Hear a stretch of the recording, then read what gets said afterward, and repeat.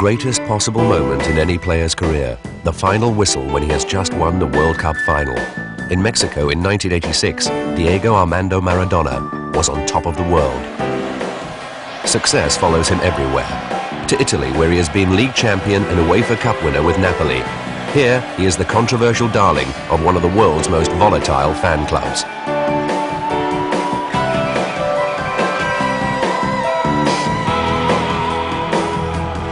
And it's here in Italy, in the summer of 1990, that he will lead his country in their defense of the World Cup.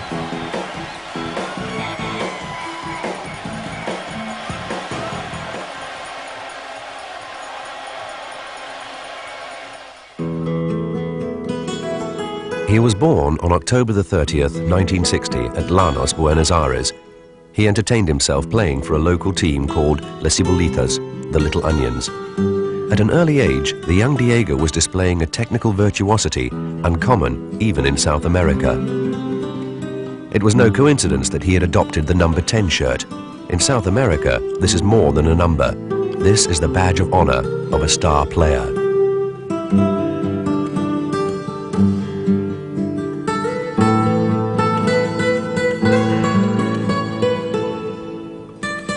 Already he was building a reputation good enough to persuade local club Argentinos Juniors to convert the Little Onions into one of their own youth teams. Maradona knew where he was heading, even then. At 15, he was making his first division debut for Argentinos Juniors as a substitute against Talares of Cordoba. An established international at the time was Osvaldo Ardiez. Ardiez went on to a remarkable career in England with Tottenham before turning to management with Swindon. Few personalities are better qualified to put Maradona's talent into context.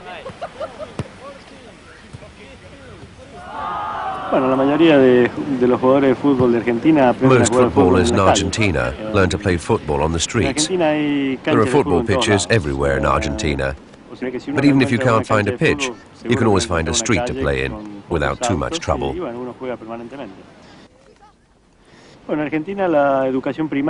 Primary school education is compulsory up to the age of 12.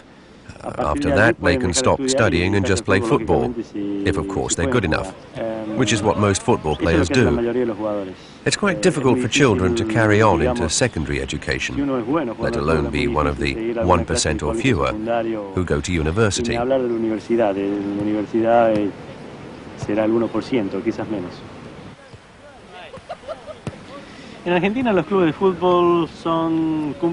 In Argentina, clubs fulfill a very important role. They're not just football clubs. They cater for all forms of sport. For example, River Plate is probably the #1 football club in Argentina. Yet you can go swimming there, play tennis, basketball, all the sports you can imagine. However, the emphasis is always on football. If the football is going well, all the other sports follow suit. Why did he think so many of Argentina's talented players leave home to join European clubs? What's happening in the football clubs now is a reflection of the economic situation in Argentina. Argentina is currently experiencing a particularly serious economic crisis, which is naturally accompanied by numerous problems. That's one of the reasons why the clubs are so keen to sell their players to foreign clubs, especially European ones, paying hard currency, such as dollars.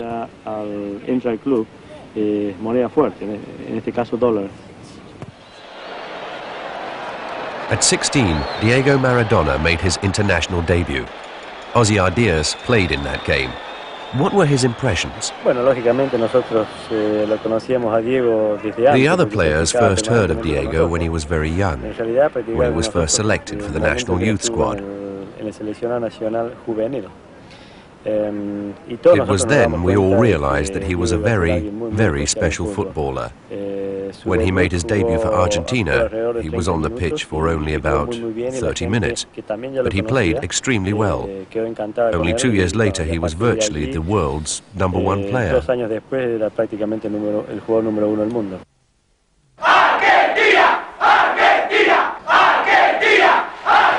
In 1978, Argentina hosted the World Cup finals. Maradona was dropped from the final squad of 22, selected by manager Cesar Luis Menotti. He was devastated.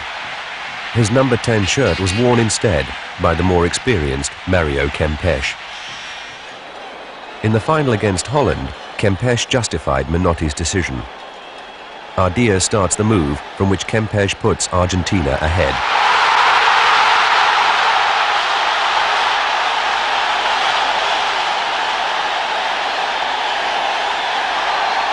Holland would later equalize and send the match into extra time.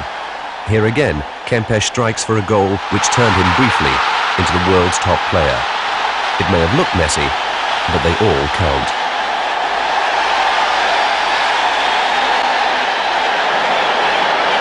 Menotti may have treated Maradona ruthlessly, but he was under no illusions about the youngster's potential. A year later, Menotti made Maradona his captain as Argentina challenged for the World Youth Cup in Japan.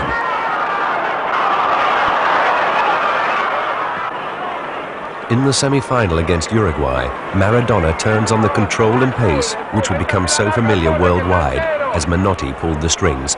Past one man, then another, until finally he is brought down, an experience he has to get used to. Ramon Diaz, the centre-forward from River Plate, was then considered almost Maradona's equal. In the 74th minute, his pace rips the Uruguay defence to shreds, and there is Maradona at the far post for a rare-headed goal. That leap of delight, the fall to his knees in front of the crowd, the trademarks of success are already in place. The Japanese fans realize they are watching a legend in the making as Maradona and Diaz celebrate a place in the final of the World Youth Cup against the Soviet Union. A crowd of 52,000 fills the National Stadium in Tokyo to get another look at the new wonder boy of world football. Argentina are overwhelming favourites to add the youth crown to the Senior World Cup collected a year earlier.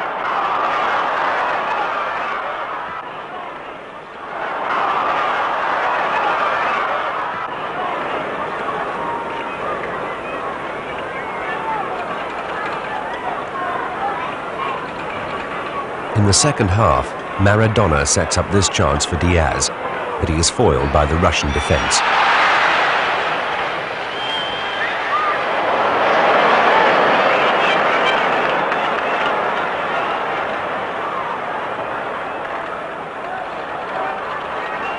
The Soviet Union fight back. They push up in midfield, and a cross from Stukashov is headed home by Ponomarev. 1-0 to the Soviet Union. Chanov is delighted. The fans eagerly await Maradona's response.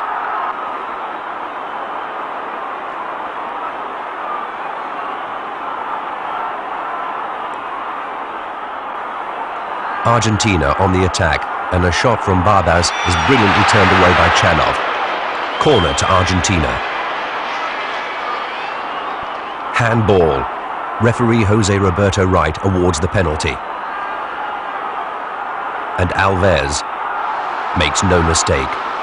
Menotti considers it too soon to celebrate, but on the pitch, the boys are back in the driving seat.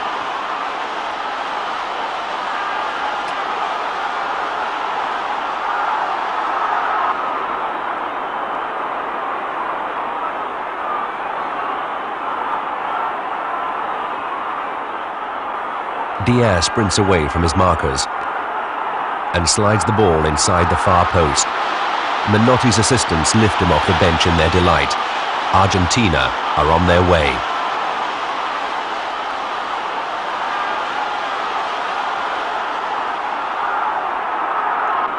Maradona finds more and more space in midfield and turns the Soviet defenders this way and that. They hack away at his ankles, but he cannot be intimidated.